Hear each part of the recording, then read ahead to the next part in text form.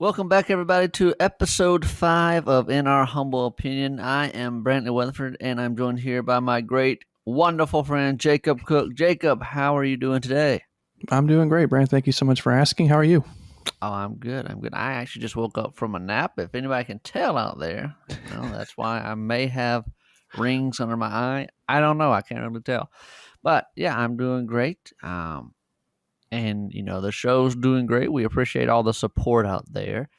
And we have another fun episode today. A little bit deeper of a topic than normal, and we're going to try to stay, you know, what's the word? Is it apolitical? I believe. Yeah, politically A- neutral. I mean, yeah, it's a topic that is more cultural than anything, but in our culture, unfortunately, there's a lot of politics.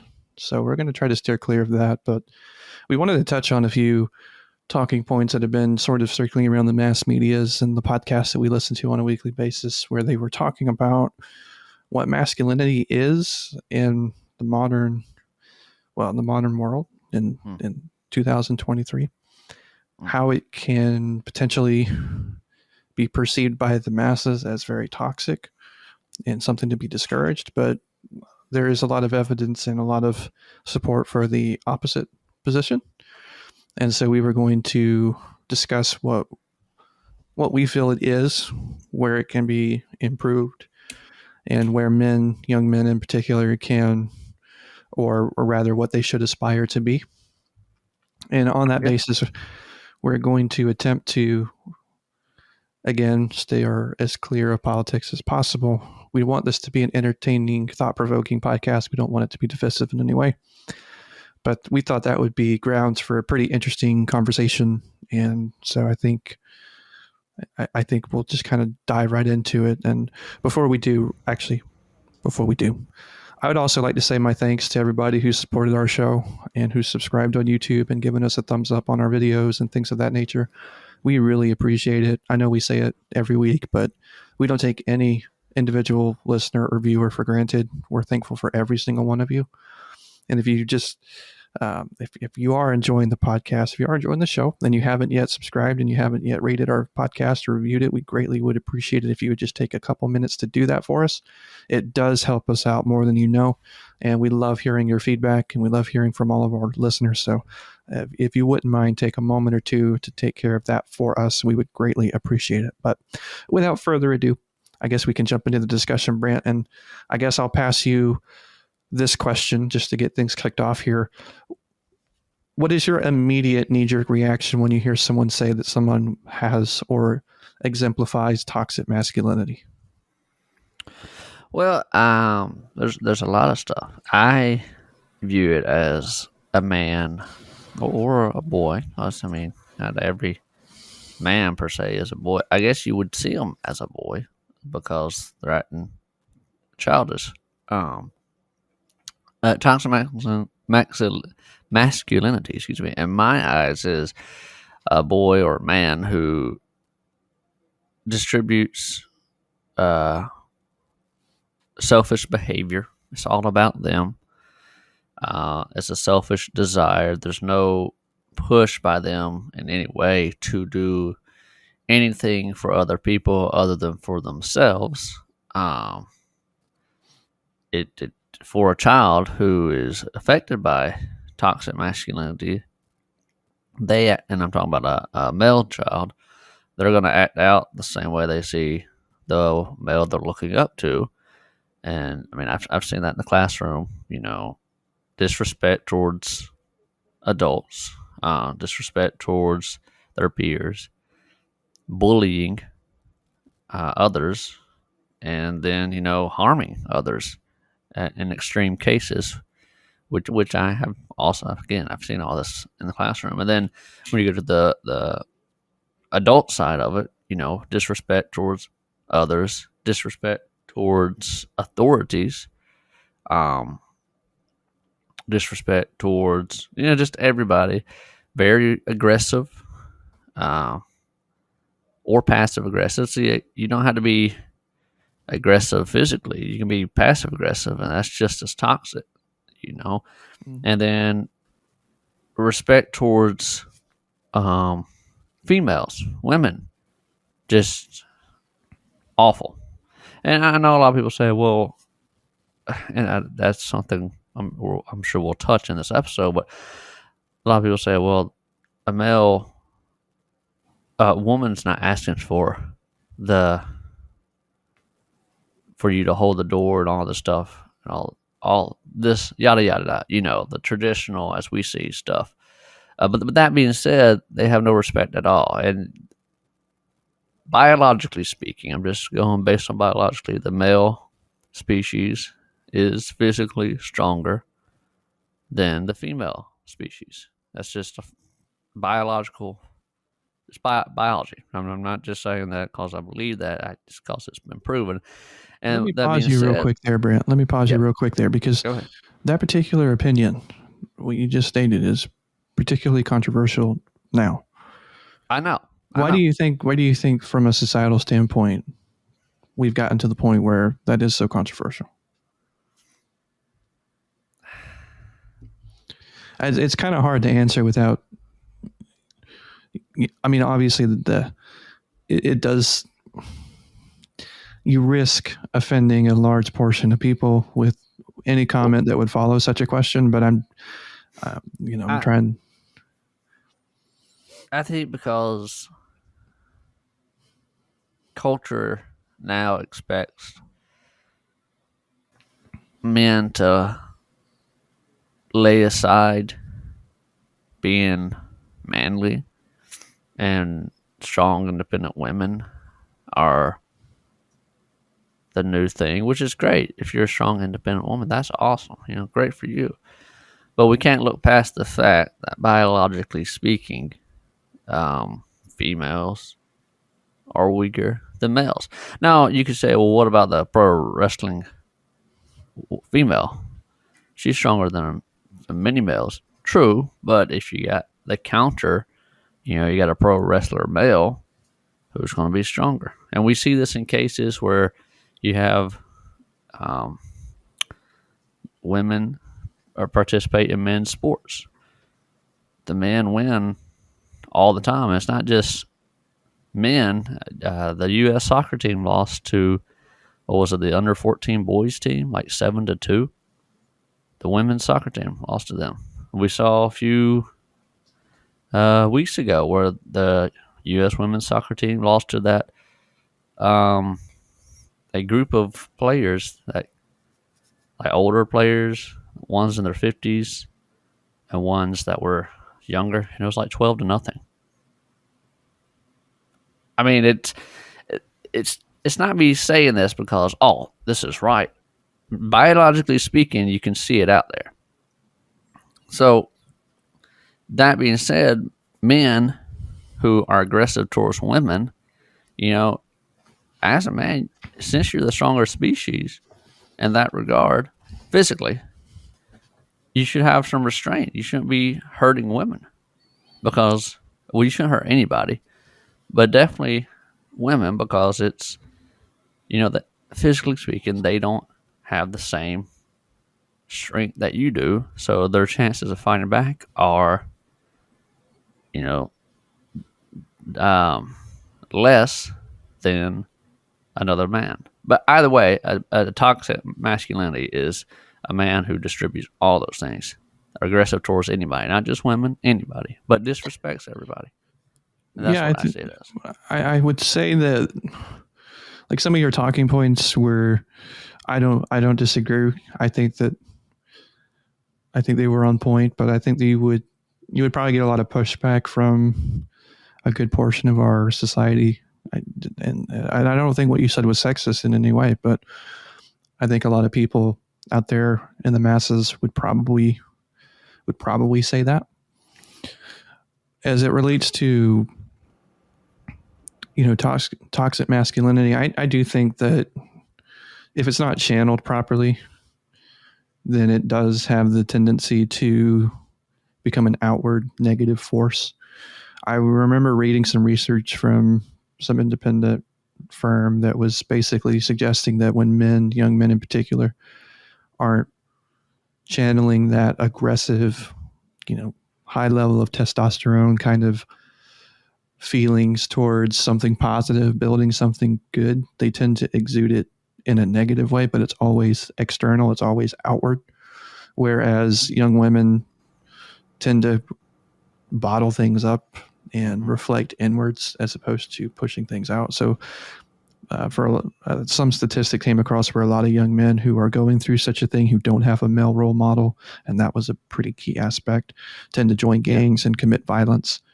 Whereas a lot of young women tend to fall into depression Yeah. and things like that. So, I mean, and I'm sure you've seen this in the classroom quite a bit, but, um, to me, that's whenever the potential for that toxic behavior to occur is at its highest, is whenever they don't have an outlet because they weren't channeling it properly throughout their youth. And they're just trying to figure out a way, because we have instinctual behavioral patterns within us, right? Especially whenever you're prepubescent or you're going through puberty. I mean, like it's a radically changing part in your life. And if you're not guided through that, it can be very difficult to navigate those waters on your own. Yeah. And, you know, I think it all ultimately goes back as a religious person to sin, but then Mhm. that's our primal instinct. But yeah, no role models. So that's evident for not just uh, boys, but also girls. When there's no father in the home or someone who's acting like a man, take it because there could be a father in the home and they still don't. They're not caring for their children. They're not treating their wife with respect. Um, Children pick up on that. Yeah. So they're gonna not only, as you said, use their energy in a negative way, they're gonna copy what they see from their parents. There's a back in 2000, I want to say 13, there was an "Escape the Fate" song, which actually it was a cycle. This kid was bullying this other kid at school. Um, the other kid at school, the bully at school, his dad was getting bullied by a CEO. So the dad was whooping the kid who was the bully at school, and then the bully at school was bullying this other kid. Well, the cycle was the CEO was bullying the dad. The dad was abusing the kid, and the kid was bullying another kid. Well, the other kid who was getting bullied at school ended up taking his life, and it turned out that that kid that took his life was the CEO's son. So it was like a came back around thing. Mm. So if it starts somewhere, it's gonna affect somebody somewhere. And Yeah, it has an toxic, unbelievable ripple effect throughout society, for yeah. sure. And I would say, I guess in a relationship, toxic masculinity is um, a man, or I guess a teenager, who selfish, only wants what they want to do, doesn't listen to what their um, girlfriend or wife has to say, you know, or listens but doesn't care, just sits there just to sit there to listen, doesn't show some affection towards her, but comes home, goes off and does something else, maybe say, "Hey, how are you?" Or instead of, and this is one thing I've learned to be in a relationship, is listening. Listening is key in a relationship. And if you don't listen to, and I think this is important for men, from what I know, I could be wrong, women want you to listen when they talk to you. I mean, how was your day? You sit down and you listen to what she has to say. Hmm. And I think a man who, one, doesn't do that is being a little selfish. Or if you come in and say, "Well, you had that. Well, here's my day. Let me tell you about mine." To me, that's kind of toxic, because now you're making the conversation about you. And I know us men as well, we need someone to hear us. We can't just hide our feelings, which is another thing I think society has screwed us over on, is men shouldn't show emotion. I think that's another thing that's contributed to it. But we do eventually. But in a relationship, if you're considered toxic to be around in a relationship, and you're not listening to your girlfriend or your spouse, then that's something you can you should look at, because they want to hear, they want to be heard. And after they get everything, and also I'll say this: they don't want you to try to find a solution to every problem. They just Mm-hmm. want to tell you about it. So that's another thing. If you're not listening or showing attention and affection towards your spouse, treating them like garbage, that's pretty toxic. You know? Yeah, I mean, I would say that more so than communication, which is incredibly important, that just kind of comes down to, in my mind, more of respect for Yeah. one another. Sacrifice. I mean, yeah, I'd love to unload on you, but I can recognize that you need to unload your day on me. So let me sit down and take a few moments to really break down how your day was and see if there's anything I can do to make it better, and or just maybe listen to your problems so you can talk through it and have someone listening to you. I think that's important, certainly, but it doesn't necessarily have to be a significant other. I think for a Oh father yeah, yeah, figure could sit down and listen to his children, yeah. I and mean, really try to take interest in their lives. Because ultimately, I think, as you were alluding to, young men in particular who are not providing for someone other than themselves mhm, have a hard time figuring out certain direction in their life, especially from a career standpoint. I mean, a lot of people in that position, especially young college students or younger adults, would simply look to spend money on their own interest, video games, different forms of pop culture, different forms of entertainment media. But at the end of the day, as fun and as entertaining as those are, and believe you me, I think they're a great time because we've done how many episodes just on gaming. It's I been had a one hobby last of week. mine. Yeah, I It's mean, going it's pretty well. it's been a hobby of mine since I was probably 7 years old. But if you get lost in that, if that's your only source of purpose, is to enjoy your life in that way and to consume that material, it's not going to lead you to happiness or success. So No, I think it's important to channel that energy that you have into something that is more beneficial.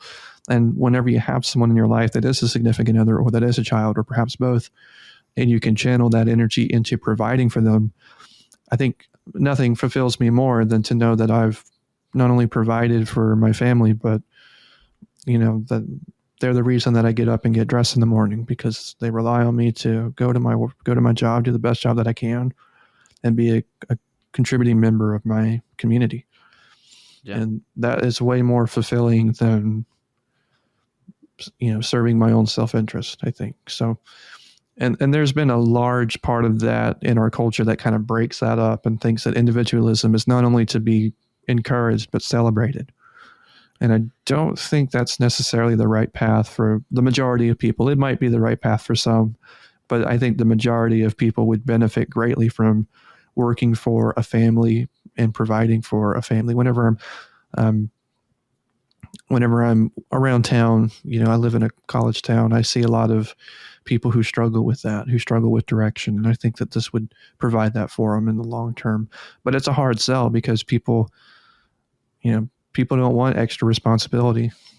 A lot of no. a lot of people are still trying to, they would argue, I can't even really take care of myself. Why on earth would I take on trying to take care of someone else?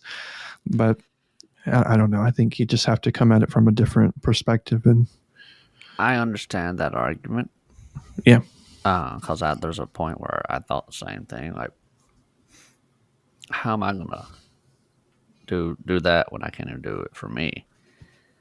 But then people also forget that if you're in a marriage, this house that you now have, this house I'm in, I was thinking, how am I going to afford this? I was by myself. How am I going to afford this? And now that I have my fiance in my life, things have become a lot more affordable because we both, you know, share responsibilities.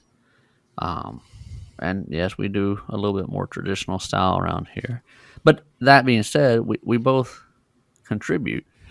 And like you said, Jacob, waking up and going to work, it's worth it because I know I'm providing in some way for my fiance. right. I'm doing what I can to make her happy, and it works. And then the financial wise, it works together because now you have two people. And I know there's some people out there. Well, what if the other person doesn't want to work at all? And that I can understand that, but that's why as a man you try to find the best route, and sometimes you have to compromise, or sometimes you have to say, hey, I'm gonna have to do this if I want this and this and this in my life and my family.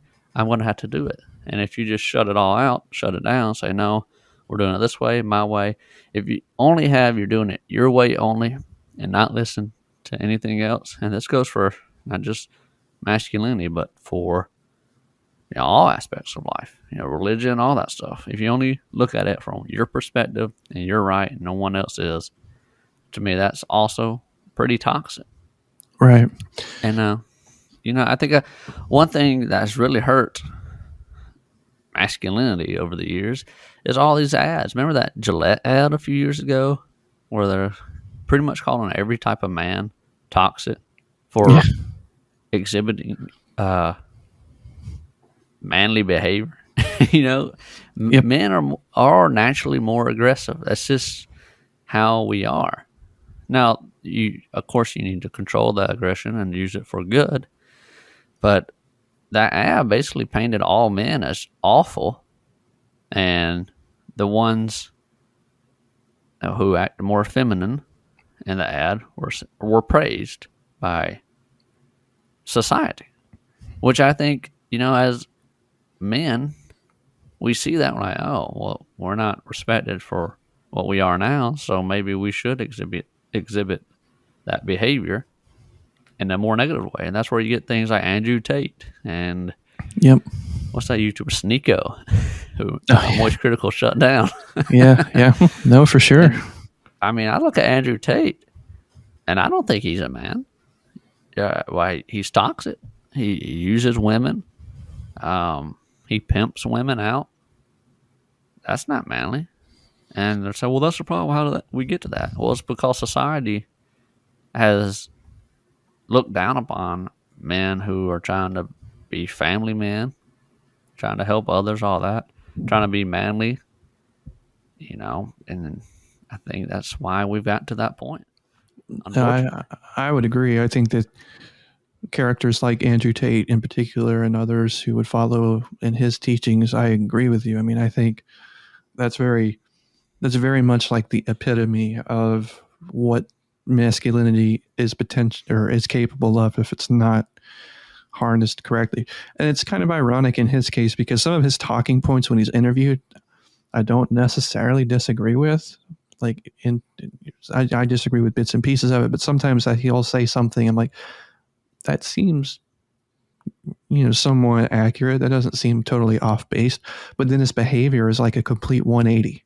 Yeah. And he completely objectifies women. He completely treats them as a piece of property or something to that effect. Just and uses them in the worst ways possible. And I think for sure that's something that a lot of young men probably look at and think, well, he's incredibly wealthy. He's very famous. And yeah, I mean, that sounds like a good gig to me. He gets to sleep with whoever he wants to and Yeah. doesn't have to worry about the consequences of that. And that sounds like a pretty darn good life to me. But at the same time, it's like, yeah, but it's just so empty. Like, you don't It is. realize how much of a trap that is, I think. He quotes like you said, he says some things and then it's totally opposite. He has quoted the Bible before, like, look in the Bible, it says the woman should submit to the husband, but he twists it in a way that makes it seem like the woman's a slave to the husband, which is not true at all. I mean, Right, right. look at Adam and Eve. They're two halves of a whole. They work together to be complete. That, to me, that's what marriage is and the overarching goal of it. And but I will say, I think one of the rise to people like Andrew Tate is currently obviously society, and then the way women are being told to live in society. They're told go be a strong, independent woman, which is fine. If you have a job and you're single and you're making it, That's awesome. I don't see a problem with that. But they're also telling them you should look down upon men and like you don't need a man and I can do this myself. And if you want to go sleep with whoever you want to, that's your prerogative. And if you get pregnant, well, you have this other option that I think's wrong, abortion. And that's another thing. Men are seeing that women don't have respect towards men in the society today. They just use us as what they claim we use them as, and now it's both. It's happening on both sides. Men use women as bags of meat. Women use men as a means to an end. I mean, there's a whole men's group called M MG Towel or something. Men going their own way, which is Hmm. based around the predicate of throw women away because they're useless. Which to me is a stupid mindset. But on the other side of it, you have women who say men are useless. There's no need for them. You can go sleep with whoever you want. Oh, you have a boyfriend? Well, you can cheat on him if you want. You're not his. Something like that. And that's in society, and I think that's contributed to what we say toxicity among men, and it's Yeah, no, unfortunate. I mean it definitely, if you're, and we've said this before, I think, Brant, on a previous episode, maybe in season 1, but I am incredibly grateful that I'm not in my youth anymore, at least today, because I feel Yeah. like from probably, if you're anywhere from the age of like 14 to 25, I feel like it would be unbelievably difficult to navigate through what is already a pretty complicated moment in your life. You're figuring out a lot of things. Hmm. You're trying to not only find a partner, but you're trying to find a career. You're trying to get your life started. I mean, it's incredibly hard as it was, or rather, it was incredibly hard for me, 10 years ago, 12 years ago, and I didn't have all the problems in terms of social media. I mean, it was popular, but it wasn't anything like it is now. Yeah. I mean, it's unbelievably hard, I think, to grow up in this environment and not come out of it somewhat, or to come out of it unscathed. I think it's just an Yeah. incredible challenge for every young person because they're told so many different things from so many different sources. Yeah. And there's so much conflict out there, and there's so much anger and bitterness out there towards certain groups and certain beliefs and certain philosophies that it's just almost impossible to, well, first of all, to find your way, but also to find something that's wholesome and that's, I think, and see, because here's the problem. Like, you and I would agree that this is a problem. Masculinity should be celebrated in a lot of different ways, not to a toxic extent, of course not, but Mhm. traditional masculinity should be celebrated. Traditional femininity should be celebrated. I mean, Yeah. I don't think that should be particularly controversial. I mean, there's obviously, you could go two different ways with it, but no one's going to unanimously agree that that should be the case. So there's always going to be a group of people that feels like your point of view isn't the correct one. So there's always going to be a Yeah. group of people that feels like they're being either ostracized and or not heard, which is a problem, of course. So it's almost like a lose-lose situation no matter what you do. I mean, you're going to offend somebody with anything you say. You're going to offend some group of people with anything you do. And for a young male growing up, who's on these dating apps objectifying women, they may not even realize that they're doing it, but it's a Yeah. celebrated behavior. It and is. and so it's how do you solve that? How do you come in and solve that? I think it starts with having more male role models, because Good there's, male role models. yeah, I mean, there's not very many, to be sure. I mean, there's a few, but not very many. We used to look up to athletes and everything else, but now I'm not It's even tough. sure a lot of people do. I'm not sure a lot of young men do anymore. It's tough. It's a really hard problem to solve. It is. It is. I mean, like you said, there's not very good role models. I think it's gonna. It would take a strong core family unit. Mother, father, who are actually, caring and loving, hear each other, even in disagreement. That's another thing. You got to listen, even when you disagree, or else you're not trying to solve any issue. You're just disagreeing because you don't agree. You're not hearing each other. So I don't want to talk about it anymore. Right, right. Um, and like you said, society now it praises behaviors that are to you and me are outrageous. Like going and sleep with whoever you want nonstop. Just fulfill yourself. I think that's another thing. Self fulfillment in the society is very. We become a narcissist society. I mean, think of all the stuff that's about us. iPhone, MySpace. I know MySpace isn't big anymore, but everything's about me, me, me, me, me, me. And then the selfishness pretty much, um, what's the word I'm looking for? Keeps you away from, isolates you from other people, or at least what they're thinking, what they're feeling, what they want, because everybody's, stuck up on just themselves. And a good example is you see a picture of teenagers back in like early 2000s, and they're all sitting around talking. You see it now, and all you see is a whole room like this the whole time. They're just on their phone, and that's not going to help anything. You know, it's Yeah, I mean, unfortunate, but that's how we live. it's tough. I mean, it's a tough world to navigate. It Yeah. really is. I mean, it's I don't want to sound like every old person ever, but it's certainly But hey, they not. got us to this world, so Well, I was about to say, I mean, if you just listen to clips on certain podcasts of people who are just maybe 10 years younger than us talk about yeah, how the dating world has changed since you and I came through, it's yeah, nuts. I mean, it's it's absolutely stupid. nuts. And I am so thankful I don't have to deal with any of that. And I feel so bad for the young men and women who do, because And it's wild to me. It's just so bizarre. and I'll tell you another thing. I talked to a girl once who says she went onto the Tinder app, and she had like 50 different conversations uh from different guys. And like, how's that how's that good? You know? What one guy may be thinking, oh, she's gonna, you know, she's gonna fall in love with me or something. I don't know. The point is, there's so many options out there for her to pick from, which I guess is good in some sense, but at the same time, well, if this person does something I don't like, well, oh well, I'll go to this next one. And there's no opportunity to actually get to grow and learn from one another, learn about each other, understand each other. They're done like that. And it goes both ways. It's not just women. I just in the particular instance, this was the example I had. It's both ways. Guys, same thing. They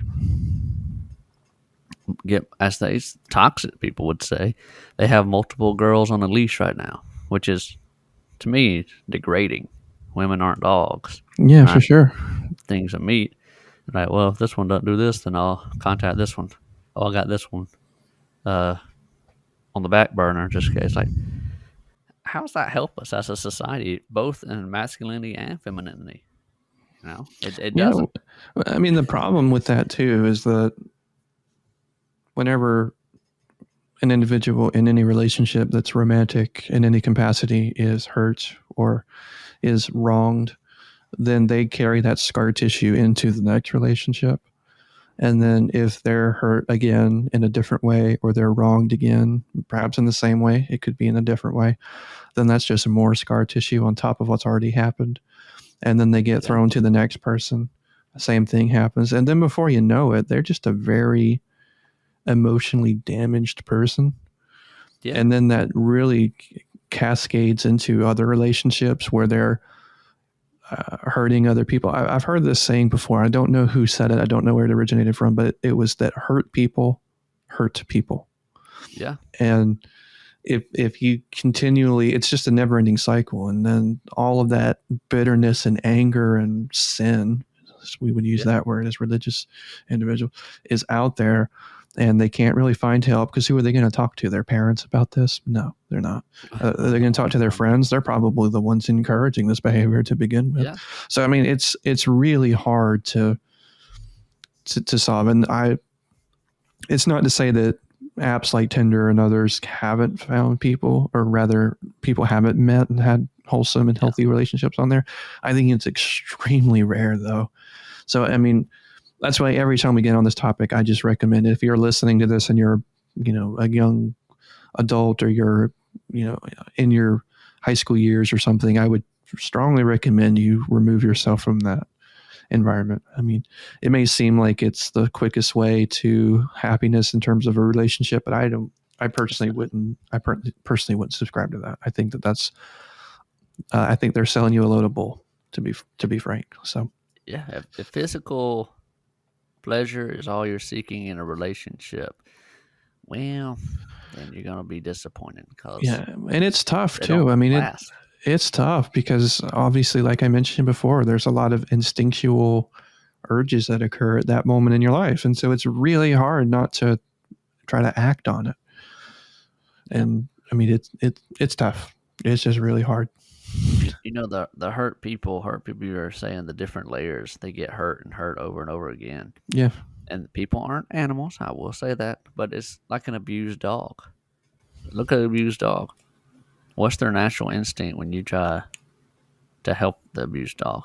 They snap, or they're super afraid of you. All that. It's the same thing, except with humans, we're much more detailed. There's much more depth to us. yeah. There's a lot of Unfortunately, layers. people have a tendency to help the dog more because, oh, it's a cute animal, he's helpless. Well, people are, they need someone who's experienced all that. They need as much help as the dog does.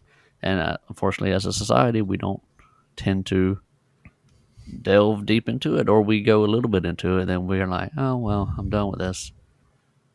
I don't know. It's just what I thought of. A hurt person is like the abused dog. Yes, they're going to be defensive and snappy and all that because they've been hurt so many times. Yeah. How are you going to react? How are you going to respond to that? Are you going to try to,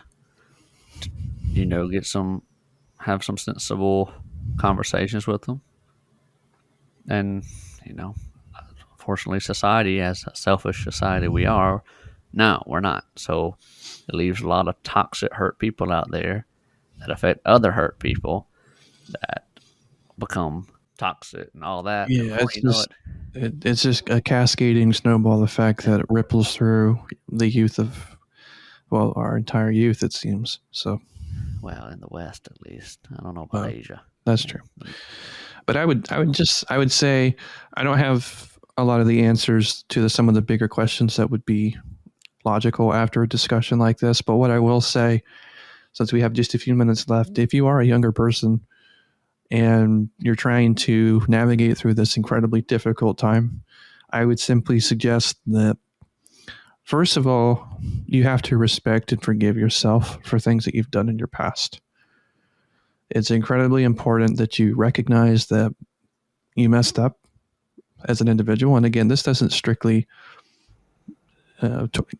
advice towards males. It could be male or female, it could be any individual out there. But I would definitely recommend that you do a little bit of self-reflection and try to forgive yourself for the things that you've done, and try to work on your own self-respect and self-image, and try to take care of yourself, not only from a health perspective, but from a mental perspective, and just kind of let go of some of those regrets that you've been bogged down with, because there's nothing really much you can do about it now. And if there is something you can do about it, say you're holding on to some bitterness towards someone in your life, maybe you sit down and talk to them about it. Maybe you forgive somebody. There's a lot of freedom in forgiveness, so maybe that's a great place to start. I would also say that if you're struggling in relationships and you're going from one relationship to the other, maybe take some time away from the dating scene for a while. Maybe look at trying to fix some issues that you've acknowledged that are in your life, and try to better improve your situation, be it from a career perspective and or just from a mental health perspective. Maybe get things in order before you try dating again. Also, again, I would reiterate the point. I don't think dating apps are necessarily a bad thing, but certainly some of them are more of a hookup culture type situation. I would definitely try to stay off of that and Yeah. try to quell any personal physical desires you have and really focus on trying to find, because in my opinion, I think relationships are much more about quality over quantity. Yes. And if you find a good person, maybe not jump into bed right away. Maybe you just hang out for a while and become friends and see where that leads you. And maybe at, maybe in a few short months, maybe a year, maybe then you decide to take a step into more romantic activities. But I think if Yeah. you just show caution and you just really think about the consequences of actions and you take more responsibility for not only yourself but some of the choices you've made, if it's never too late to turn the ship around. So if you're struggling with mental health, find some help, find some people to talk to. It's very easy to say all of this, I understand that, but at the same time, action is going to be required at some point on your part to make your life better. No one's going to do it for you. So it comes to a point where you really have to wake up every single day and really commit to improving small things here and there that over time are going to add up to a really big improvement in your life. Yeah, I agree 100%. Action, as you said, Jacob, action is going to be required from you. As the band August Burns Red says in one of their songs, and this has lived in my mind since I heard the song back in like 2013. I forgot the exact name of this one, but there's a line that says, "Your mind is the mountain before you." Mm. And it's true. And I had to recognize that. And I'm a good example for uh, what you just said, Jacob.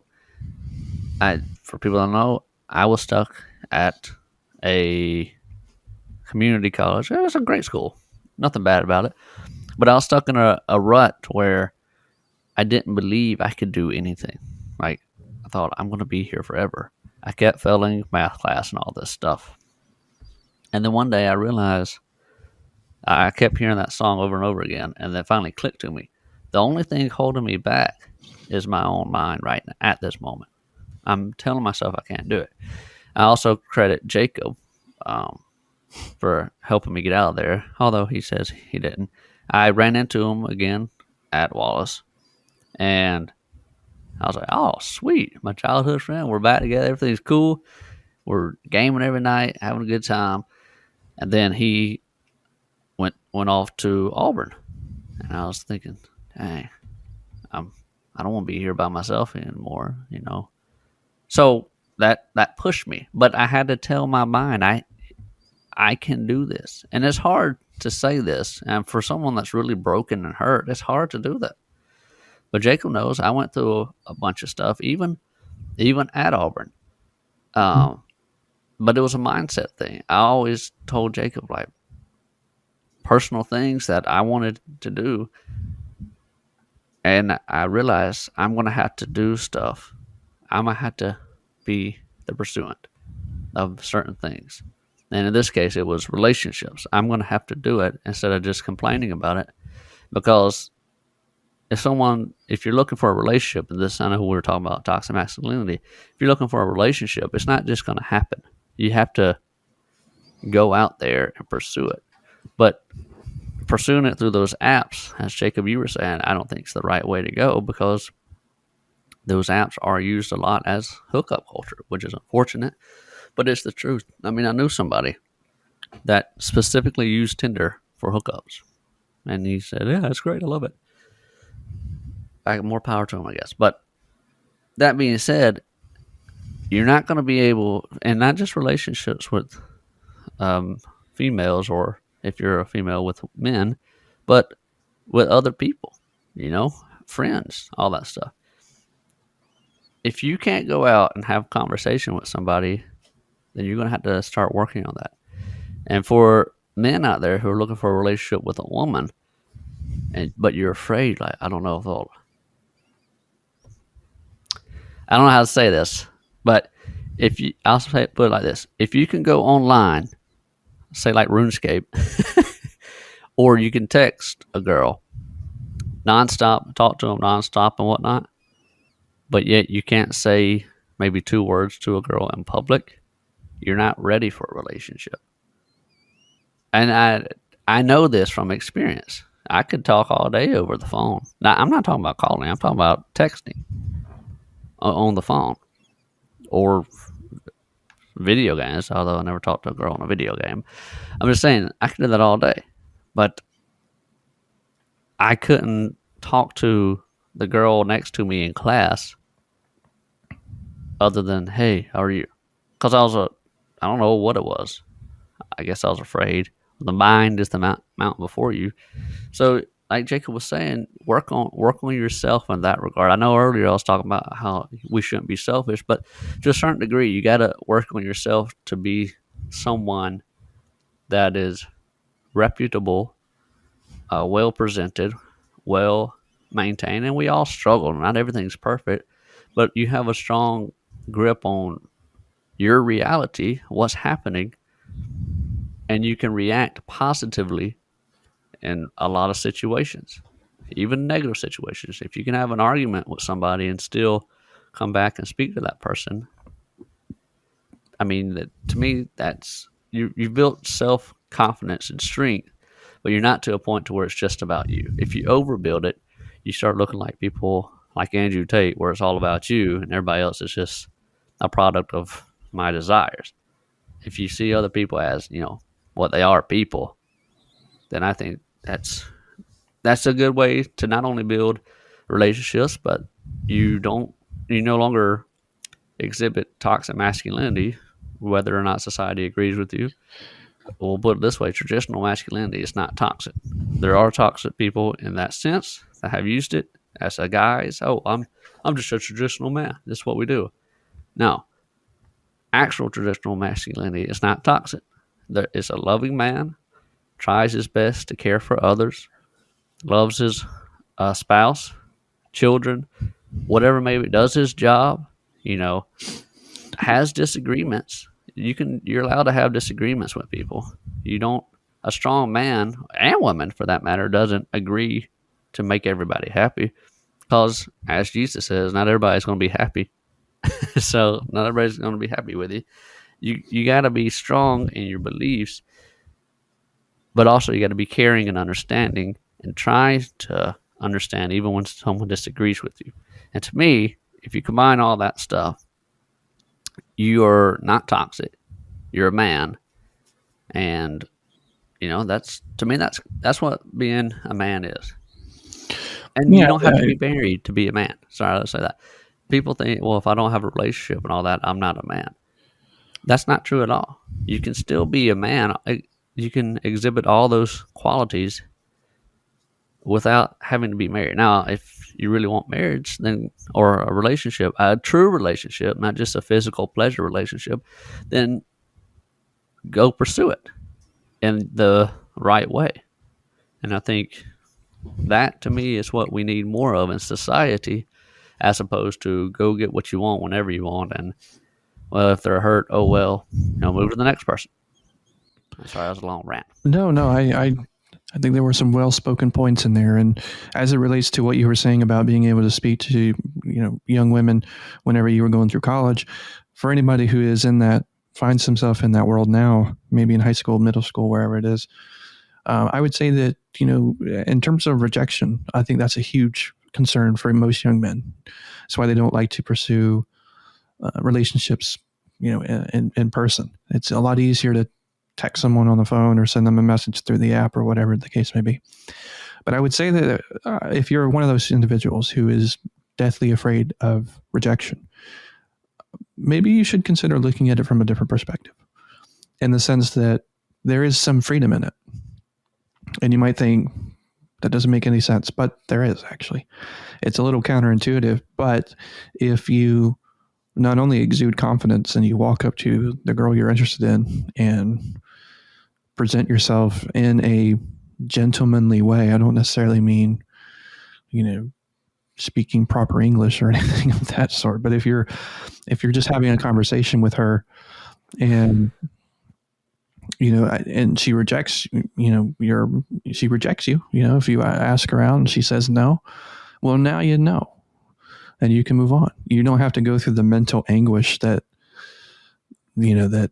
that a lot of people would do in that situation, because you're going to agonize over, what if she says no, what if she says yes, all this other stuff. You're going to fantasize about it. You may even cross the border between really caring about her and having a lot of lust in your heart. So I think it's important to just really show confidence and show no fear.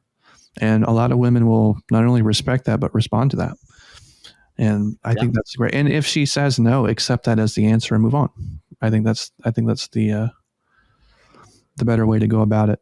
But as it relates to that, real quick, Brant, I wanted to ask you: do you remember when?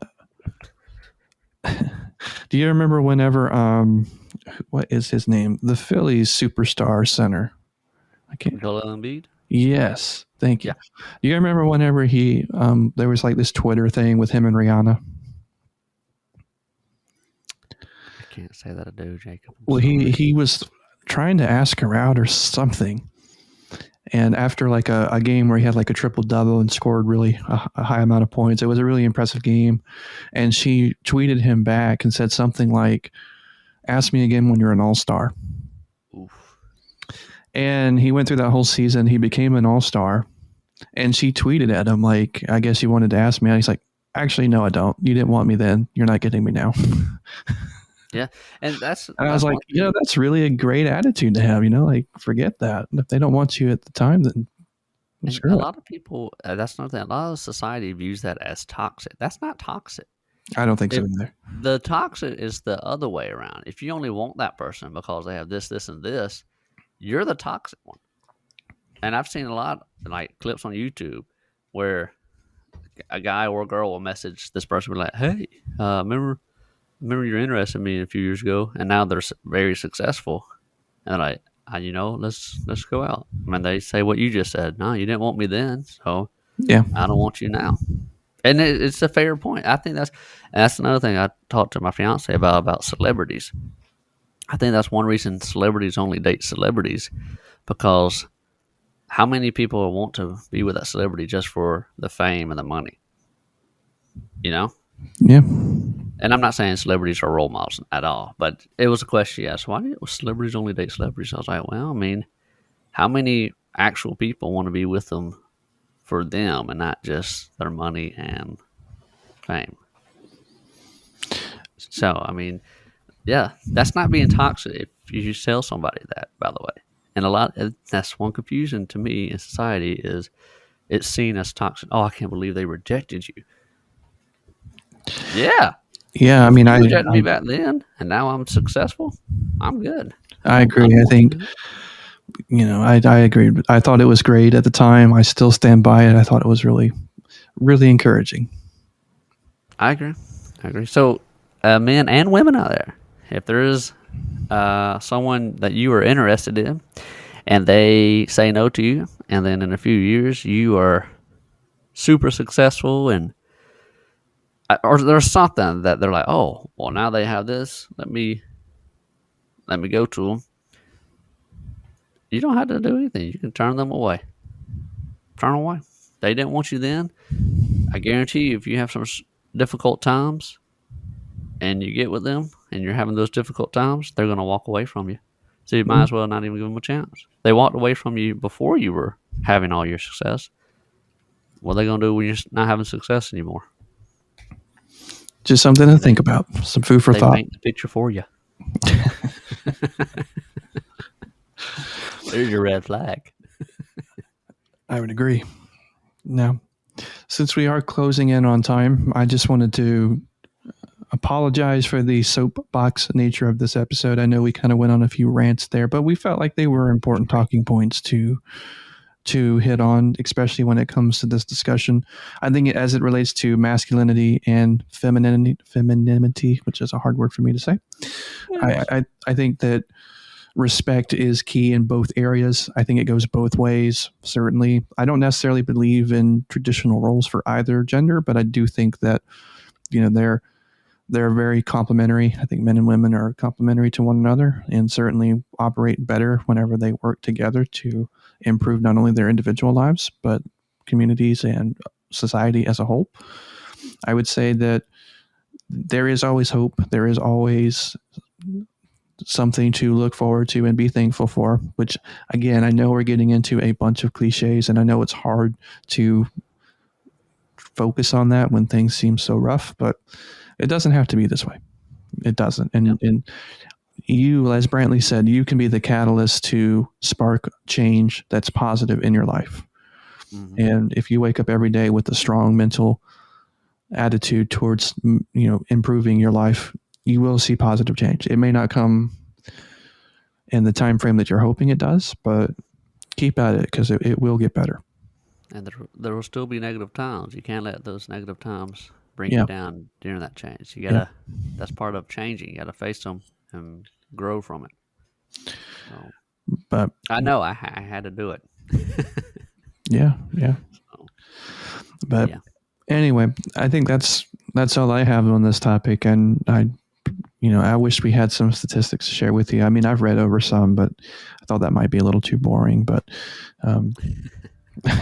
I know a lot of people kind of tune out statistics and or distrust them, which I totally agree with. You need to be very careful about the statistics you listen to. But is there anything else, Brent, you want to add real quick before we wrap things up here?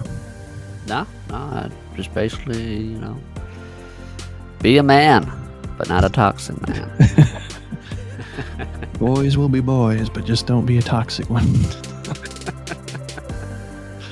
Yeah. All right, everyone. Well, thank you again so much for listening. If you have anything you want to weigh in on this discussion, please let us know below. If you think we've missed the mark on a few of our talking points, let us know. We're up into discussion. This is what this podcast is all about. Send us an email if you have a story or you want to share something with us. If you're listening on our audio directories, we'd love a rating if you haven't done so. We'd love a review if you haven't given us one on whatever platform you're listening on right now. If there's anything we can do to make the show better, again, we're always looking for suggestions and positive feedback, constructive criticism. So let us know on that front as well. And I guess other than that, I will say a big thank you for watching if you're on YouTube, listening if you're anywhere else. God bless, and we'll see you next week. Peace.